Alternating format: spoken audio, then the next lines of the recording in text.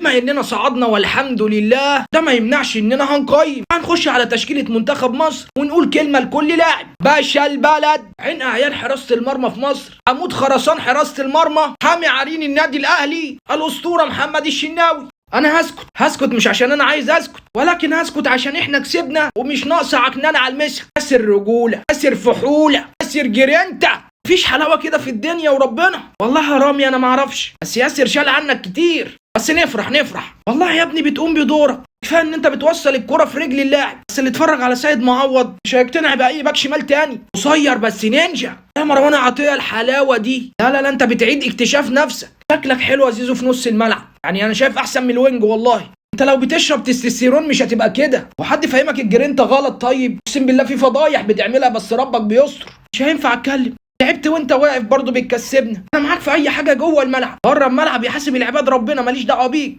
انا شامم ريحه زيدان 2008. يا ريت المنتخب كله مرموش، مش بالعافيه تريزيجيه والله، يعني السن بيحكم. عايزين جناح حاجه كده لسه وراور، يجي يعمل كده ما يرجعش تاني.